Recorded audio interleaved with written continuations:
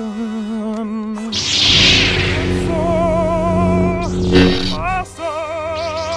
Hey there, what is going on, guys? Welcome back to another Star Wars Galaxy Heroes video. I'm Zuko. And I'm Exum. And this is The High Ground. You guys have been, giving so much positive feedback. You guys have been asking a lot of questions. We've been doing our best to answer them in a timely manner to try to help you guys all out.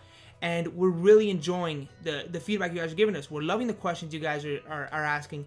So we decided to do in today's video is to take the top questions, the top things that you guys mentioned in those comments, and go in depth and explain further why we said what we said in our last video, and really just talk about why we're giving you guys this advice. So this is going to be us answering your questions. So this is going to be really in depth to help you guys out and understand our thought process. So first thing is, something that came up I think like 6 or 7 times in the comment section was credit heist. People wanted to know, and people were mentioning, hey, you guys should leave, what about building up a Scoundrels team or something like that.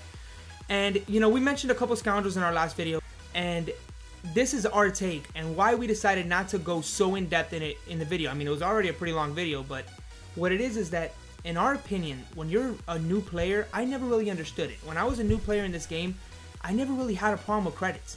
And I know new players in this game right now that, they're a month in, a month and a half in, and we sat down and we talked to them to try to understand, the comments we were getting.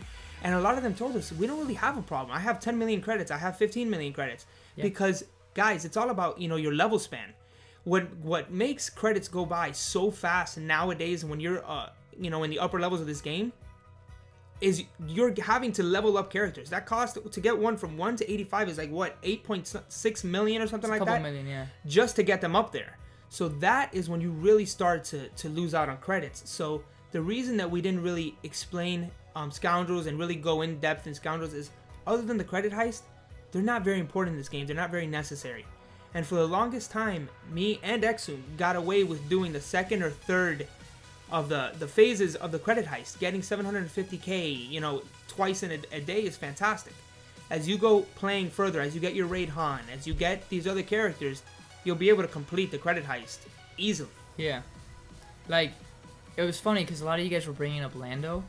And the truth was, we had talked about Lando in the video, but for time constraints and also we didn't want to bombard you guys with too many things to farm, we decided to cut him out. He was the 4th option behind Old Ben, Hera, and Ezra in Cantina. Number 4 is Lando, but we just thought it wasn't the top priority. He wasn't top 3. So if you guys want to farm Scoundrels, it is important to get credits, but we're just letting you guys know that at least we didn't find that to have that problem, and I'm sure there's gonna be some of you guys that won't have that problem. Especially as beginner characters, guys. This is a beginner guide, players. Especially that's what that video. Sorry, beginner player. That's what that video was mainly about. Is to help you guys out, with this game and the progress in this game. And early on in the game, credits, they're not that big of an issue. Yeah, you should be allocating your resources specifically to certain characters, so you're not going to spread yourself thin. Like, you're going to be only leveling up a few 6 guys that you're using in your squad arena, maybe rotating a couple. Exactly. And that's it. So you should have some credits stocked up. Exactly. Alright, so next is mods. This is probably the thing that came up the second most times. And our take on mod farming, as we pointed it out, for the majority of the time that we played this game at the beginning of the game, we did not allocate Cantina energy towards mods. We bought it in the store. Let me explain why. When you're early in this game, there is so much for you to do. Like we just mentioned, there's the credit heist, there's squad arena, there's different events with the Jedi, with Empire, with Phoenix. There's just so many things going on that you need to, in our opinion, it's more important to allocate towards those and farm towards those characters to help you. So in my opinion, it was more important, and in Exum's opinion, to really put your resources in Cantinas, in the Cantina energy towards characters, to try to get them up as soon as possible and as fast as you possibly could. Mods, the way we look at it is, in the shipments for mods, you actually see what you're getting. So you get to pick if you want to buy that mod or not. When there's a speed secondary there. When you're farming mods, you don't know what you're going to get. It's a game of luck, and for us, luck isn't a good strategy. It's more about, picking and choosing. So that's why we say you don't have to farm mods, because a lot of the times you're going to get really bad mods. And a lot of people are like, oh, but you need to get Poe. so that you can complete the mod challenges. And yes, you do need poke because you need resistance to get the speed mods, but the speed mods are the last mods. So not only do you have to go through all the mod battles, all 8 levels of them, using all the Cantina energy there for a good period of time to complete all of those, but then you have to go and completely farm resistance so that you can even beat and 3-star those mod challenges so that you'd be able to farm them. So we just didn't think it was an effective way. We still don't even have that thing available. Actually, we just got it available when we got a few months ago. Yeah, when we got Ray. But for the longest time, we didn't have it available. We don't have a bunch of them available, and we're doing a great job because we're being very picky with our mods. And that's the advice we're giving you guys. That's all it is. Again, it's also, as a beginner character, you're gonna be fine putting a 1 dot, a 2 dot, or 3 dot mod on a character. You don't need a 5 dot mod. I mean, yeah, it's great to have, but in my opinion, if you're not putting it on good characters from farming those characters and getting it done in a timely manner, because you want to always be, catching up in this game, because you're new, you're playing catch up. And in my opinion, the easiest way to catch up is to get all those characters first, and worry about mods after. Look for a mod that you really like. You find a 4 dot mod that's incredible. You have the currency to buy it. Buy it. But other than that, a 1 dot, a 2 dot mod, those are fine as a beginner character. I had one on my Sharut for the longest time. They work for beginner characters. So that's our opinion. I mean, the kid was 97 in Arena that has been playing this game now for 3 weeks. Has no mods on any of his characters. And he's a brand new player. Mods are, yeah, they're good. They're great to have. You absolutely need them later on in the game. I mean, right now, it's all about who has the best mods, obviously, because speed is king in this game. But as a free-to-play player and as a beginner player, it's not that important, in our opinion, to have an incredible mod set. You can get that later on, and even selling your mods. Somebody mentioned it in the comment section. You can sell your mods for credits to help you get credits. I mean, unless you're selling 5 dot mods, you're not going to be getting a lot of credits for a mod. So it really is. It's based on what you guys think. What your opinion. You do what you want to do, but in our opinion, it's for you guys as beginner players. I think it's important that you guys definitely allocate more resources towards characters. Yeah, one thing we didn't mention about mods in that beginner guide, which somebody pointed out in the comment section, and I thank you for pointing it out because it completely flew over our heads. It was that you can't even be getting 4 dot or 5 dot mods until you've completed the 2 first levels of mod battles. So make sure that when you can, complete those right away, so that you can be having the possibility of getting 4 dot and 5 dot mods popping up in your shipment store. That's something we completely forgot to mention, and it's a great point, and you guys definitely have to do that. That definitely allocates some resources into, so you have a chance of getting those 4 and 5 dot mods. The reason we said to go 3 and higher is just because we were looking long term. But if you see a 1 dot and a 2 dot mod and you think it could give you the advantage in Arena real quick, and it's cheap and you have the credits for it, then it's up to you to decide if that's what you want to do. Yeah, they're like 100k. You get a 3 dot speed mod and it gives you 26 speed on an arrow. That's fantastic for a beginner character a beginner player on their early characters. That's just my opinion. All right, a next one. This one only came up once, but I loved the question so much because this is something that me and Exum have debated since the beginning, since we first started playing this game, and that's regular nodes. Should you be farming the characters there, or should you be farming gear? Now, I remember watching a video when I first started playing this game, and one of the main things that was said is RNG is a humongous factor in this game. It's the biggest thing. It's torturous in this game. And I personally have had the worst RNG in farming gear. Just completely terrible. I can save something 15 times for one piece of gear and get it one time. I feel as though characters, that RNG is better. I don't know why, but in my opinion, I would rather get the characters through there and get gear through raids or through other avenues. I don't think, I mean, as an early player, the gear there is only 8 energy to sim for. You can do that, but in my opinion, as you get further into the game, I definitely recommend characters. So this is something that we disagreed on. He says to farm characters first, and I say to farm gear first. His question was that he wants to know if he should continue farming the characters that we told him to farm, or should he be working on the gear to gear up his current arena team. Okay, so the response that I gave him was, you're going to get to a point in the game where you can't farm gear and put gear into a character until you reach like level 56 or something, to give you an example. Like you're level 52 and you can't put the next gear piece on until 56. So what I gave him the advice was, and like I said, we disagree on this, but I gave him the advice is, for those next 4 levels, farm characters because you have space. But I definitely emphasize gear. And it's funny because, like you said, we've always debated this, and that's the main difference in our rosters. He's always been character oriented, so he has a stronger galactic power than me.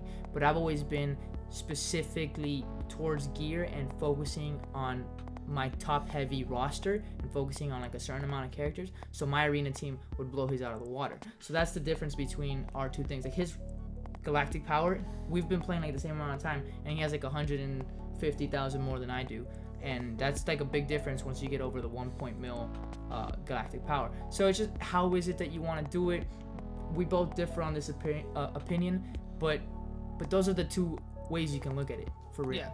Yeah, it's a good point. You know, I agree that, you know, gear is important. I have allocated gear. The thing is that I get my gear through different avenues in the game. I would prefer to focus on nodes and stuff like that, on characters, and focus maybe the guild store or something like that for gear. That's just my opinion. Obviously, as a newer player, Exum has a great point. I absolutely agree. You can, because gear farming is a great thing. It's a great thing. It's about climbing an arena. That's the way I look at it. At least early on, because you can sustain yourself on those crystals. Exactly, I agree. Next is raids. Okay, so we got an interesting comment in the comment section, and this is something that we want to respond to definitely, because this is definitely not what we were implying. Yeah. In our last video. And we don't think we said it. Like, looking back, we didn't say it, but we just want it might have been implied there. We can understand the misconstruing. Definitely. That. So raids are, like we said, they're important. What we believe and what we have done is I did this. I farmed specifically for raids to no avail. It got to a point where, yeah, again, you can always sim it. We understand that you can auto the Rancor in so many different ways. So in our opinion, the best way to manage raids is to see where your guild is at. Do whatever your guild is telling you to do. If they need help to beat the next one, you can farm a few characters to help you out. Jyn Erso is a great option for Rancor. But in our opinion, with raids, it's not a priority to farm for a specific raid. You can. There's so many characters that can do so much good damage. Yeah, you might not be able to sim the whole thing, but you don't have to. Getting 500k in the Rancor, getting 700k in the Rancor is fantastic. It's in Heroic. That is a great damage dealt, and you don't have to allocate all your resources to getting raid characters. Yeah, so like we said, don't focus on raids. We weren't saying like put a 0 score and ride the coattails of somebody else. No, what we're saying is, you know, when you're farming and you're trying to climb and grow in this game, don't be so focused on, oh, I got to score higher in raids. No, because like he said in the last video, your score will come with time in raids. The stronger you get your team, the stronger you build your roster, the more teams you can throw into the Rancor, into the Heroic, and you can do more damage. And that's what it's about. It's not about, you know, joining a guild where you can do 0 damage and get all the gear. No, just do your part, play the game. Don't stress yourself over being number 1 or number 2 in Rancor. That's all it is. Don't think that you need to be the guy who solos the Rancor or the guy who comes in first in HAAT. That's what we're trying to say. And like I said, the biggest thing is where is your guild at right now? You're joining a guild as a new player. Is that guild destroying the Rancor? Are they already doing Heroic? If they're not, you might need to help them build up to, you know, tier 4, tier 5, tier 6, and then Heroic of the Rancor. We understand that.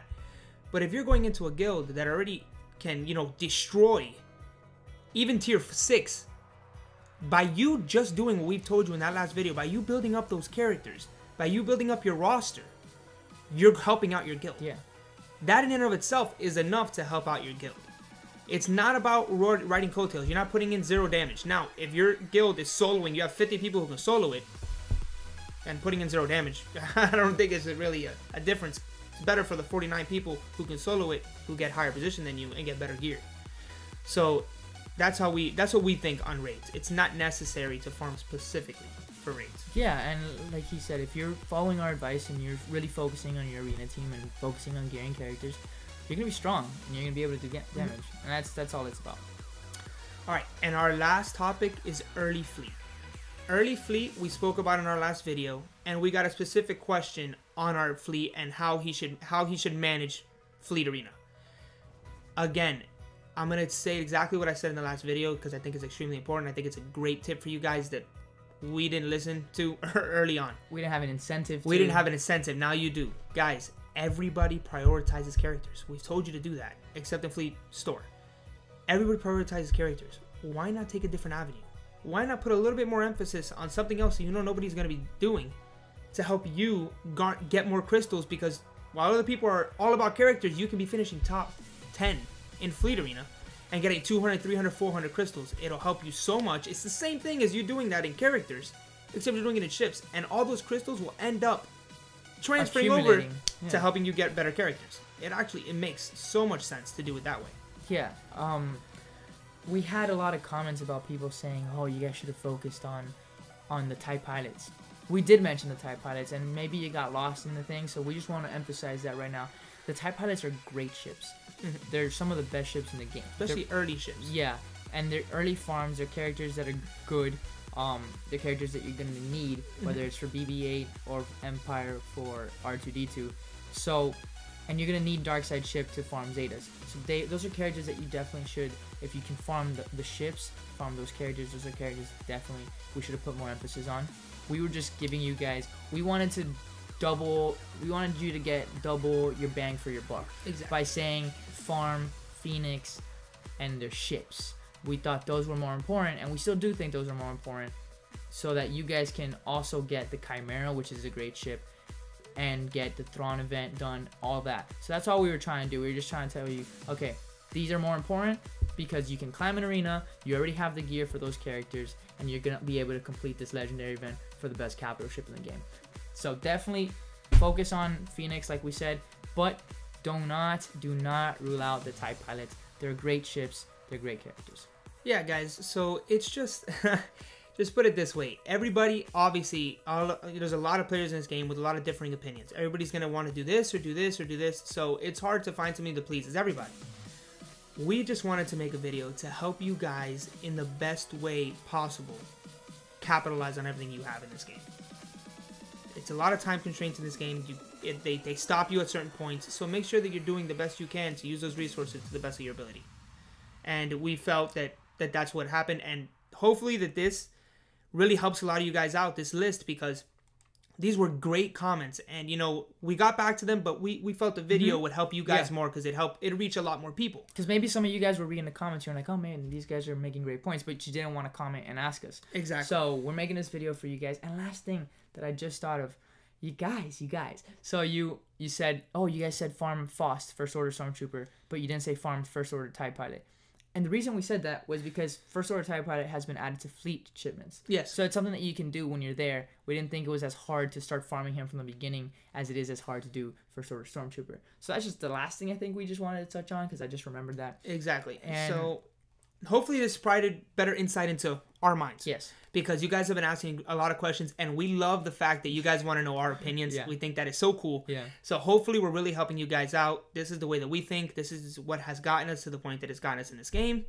And we hope that we're able to help a lot of you guys out. Yeah. So, guys, thank you so much for watching. Thank you guys for subscribing, for liking, for commenting. Because you commenting can help us make videos to help you guys out. That's what we want to do. We want to be those guys that help you guys, communicate with you guys, give you guys a different perspective. We are newer in this game. We're free different. to play. We want to be different. Yeah, we want to be different, and we want to help you guys. So thank you so much. We'll see you guys on the next one. Please like and subscribe. We hope you enjoyed this one. Peace out. It's your boy Exum. It's your boy Zuko. We'll see you on the Over, Anakin! I have the high ground! You underestimate my power! Don't try it! High ground! You were supposed to destroy the Sith, not join them! High ground! I loved you! High ground! High ground. It's not the high ground way. I mean the Jedi way. You know what I'm saying. I'm saying I've beaten you, and I'm on the high ground, so... High ground!